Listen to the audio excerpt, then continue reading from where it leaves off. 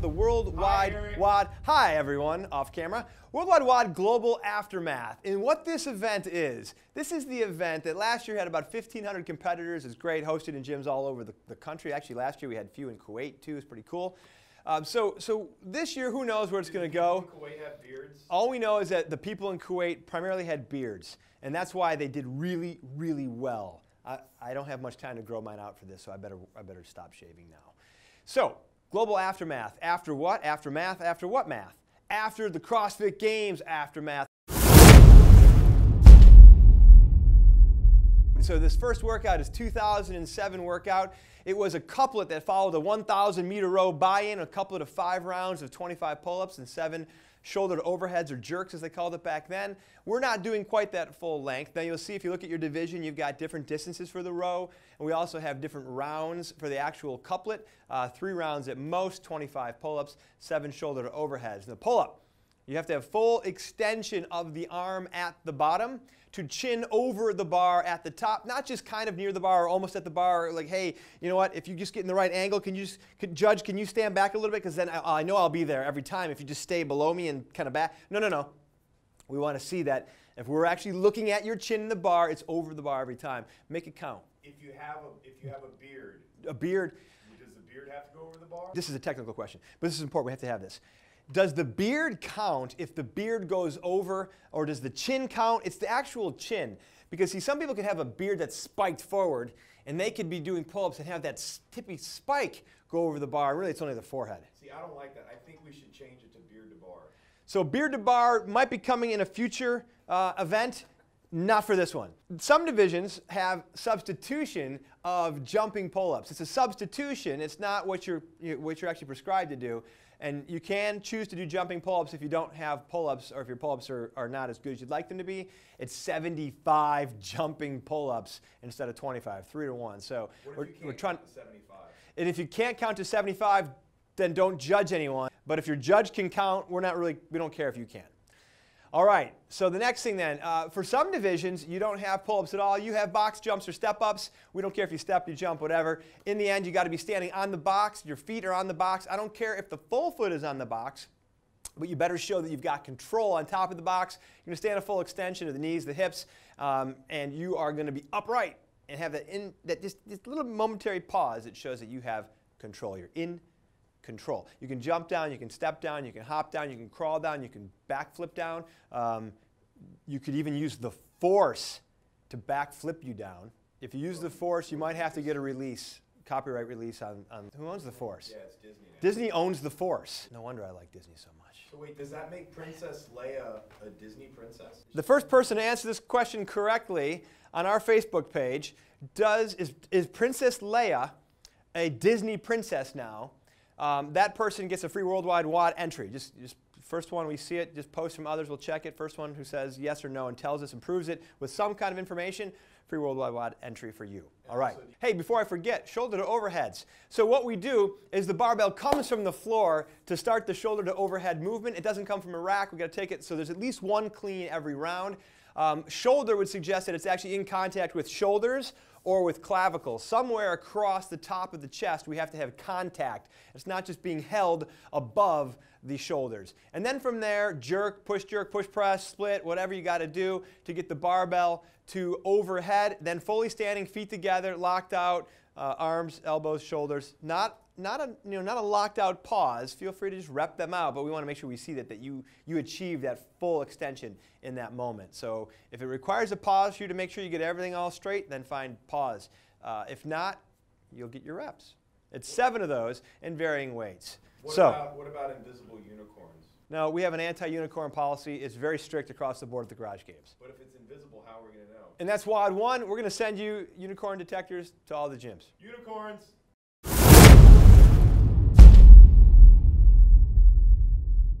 Hey guys, so WOD number 2, it's kind of modeled a little bit after the 2012 CrossFit Games chipper. Kind of, just use your imagination. Unicorns, they help you to imagine that it is the 2012 chipper. So you can't use them in the WOD, but you can use them for imagination. Hey, so what we're doing for this one, we got 40 reps, we got 30 reps, we got 20 reps, we got 10 reps in the higher divisions, and some of those rep counts are changed and altered for other divisions. The 40 is front squats or air squats. So for a front squat, we want to make sure that the barbell is being held in the front position. I don't care if you're racking it with arms, double overhand cross, or if you've got it in a true Oli rack position. Some people have flexibility issues and wrist issues and whatever, and that's fine because you got to make sure you get low enough to get it to count. Can you wear Oli shoes? Well, of course you can wear Oli shoes. Can you wear a belt? Yeah, why not? If you want to wear a belt, wear a belt. So it's going to be 40 front squats where we've got that crease of the hip below the top of the knee. We want to make sure we get that full depth. So we got 40 front squats, or in air squats, same thing. You got to get that crease of the hip below the top of the knee to get that rep to count. After that, we're moving to 30 over the box jumps. 30 over the box jumps. So what does that mean? It means that you have to get over a box. You can do it in several ways. In all divisions, you can do it at least these ways in all divisions, which is you can just launch yourself. You can do it. Oh, I did say that. You can launch yourself over the box completely. You don't have to touch it at all. Just jump over it and jump back over it and jump back over it. Every time you jump over, it would be 1 rep. You can step up on the box and then step off the other side, and that counts as well. You can jump up on the box, jump down the box the other side. You can jump up, step down. You have any variation you want. Now, in every division, that's what you can do. In some divisions, you can actually utilize your hands. You can place your hands on top of the box to assist with that movement. But if it doesn't say that for your division, if you put your hand on top of the box, then that is a no rep. You got to make sure you come back off the box and start back over without using your hands to assist getting up and over the box. Then we have 20 thrusters. So we got thrusters, and every division's got thrusters of some type. What's a thruster? That's a front squat. Don't you love this workout? Isn't that fun? With a little bit of a thrust to shoulder to overhead at the end of this thing. So we are definitely going to be taxing the legs in this one. I'm sure you like that. We honestly do not care if you split finish your thruster. So we're not going to be all tight with this, your feet have to stay on the ground, or they got to stay side by side, whatever. It's a full front squat, and you end up with from that point, the barbell is going to end up fully locked out overhead. So whatever it takes to get from that full front squat to fully locked out overhead, assuming no one is assisting you. So whatever it takes minus assistance from mechanical or other individuals, just you. So the next movement we have are burpees with some kind of movement at the end of the burpee for many divisions, or in some divisions it's just a burpee but to a plate. So if it says burpee to a plate, what that means is you burpee with your chest to the deck or the line of the nipple onto the floor, and then you come up from that position. I don't care if you slowly work your way up or if you jump up, but then 2 feet leave. So you're going to jump with 2 feet and land on 2 feet on top of a 45-pound plate. Could it be a thin metal plate because you want to have the thinnest possible plate there is? No. I want it to be a bumper plate. Could it be a thin bumper plate? Well, sure. If that's what you have, that's what you have. So, but we're using a 45-pound bumper plate to jump up to, landing 2 feet. After that, you can step off 1 foot at a time, jump off, whatever you want to do. When you burpee, no part of your body can cover that plate. So you're not burpeeing with your chest over the plate. You're burpeeing your chest to the floor, your head to the side, off of the plate, and then jumping 2 feet on the plate. I want to make sure we get that so everyone's got that full chest to the floor happening. Now for some of you, you're jumping up then, grabbing either rings for your muscle up. Others are grabbing a pull-up bar for a pull-up, or even a chest-to-bar pull-up, depending on what we're doing. We know what the pull-up looks like. We already talked about that in the standard. But the chest-to-bar, all we got to do is make sure that you contact at the clavicle or below to the bar. There's actual contact. It doesn't just get to the height, there's contact. That is what matters for the chest-to-bar to count. It's only 10 of those, 40, 30, 20, 10. Quick blasting workout. Legs are fried when you're done, and then you're off because you've got 5.1% capacity left in your legs to walk you to the drinking fountain. You get a drink and you're fine later. That's WOD number 2. WOD number 3, we got a mix of it's actually a mix of the 2012. We're back in 2012. There's a track triplet that they did, as well as there was a triplet in 2013 as well. We're kind of mixing these together here. Basically what we're doing is 4 rounds. We got 7 split snatches, so you got to check your division. Some divisions, we're requiring that you split. And so to actually show a split, the feet must split 1 foot in front of the other, so that there is no overlap of the feet. So it doesn't have to be more than that. So if your heel is to toe, then that's fine. If you have to really split, but great. But we're requiring that we're going to make you split.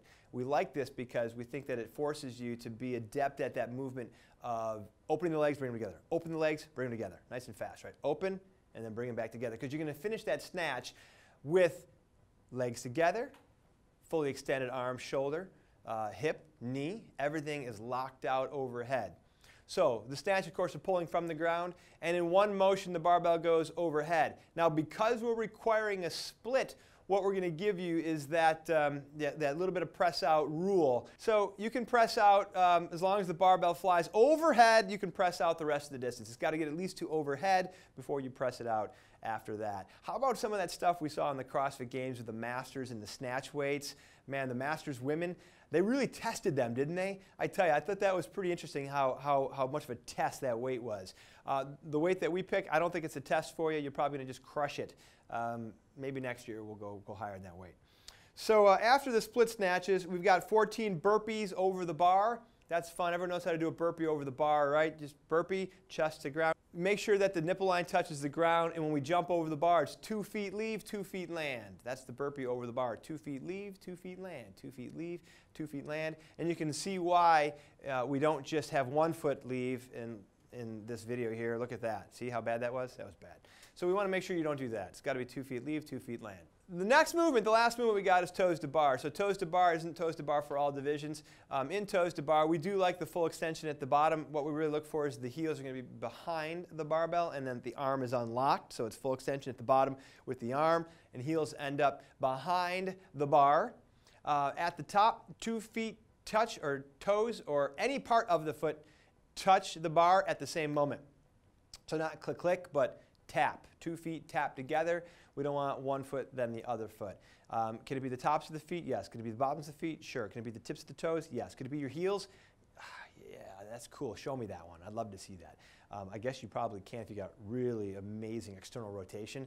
That'd just be freaky looking. So actually, don't show it to me. So what other movements do we have? We've got sit-ups. Oh, actually, I have a knees to elbows for a couple of you groups today. And that's kind of fun, isn't it? You don't really see knees to elbows in competition because you think, well, is it really easy to judge? I don't know. I think so. Fully extended arm at the bottom, and both knees have to contact both elbows at the same time to be a knees to elbow. So it's not too far off of toes to bar. And then lastly, we have sit-ups. And what are sit-ups? You're laid out on an ab mat or not. We don't really care. It's not going to be forced to you. If you want to do GHDs for the fun of it, please, please, please do.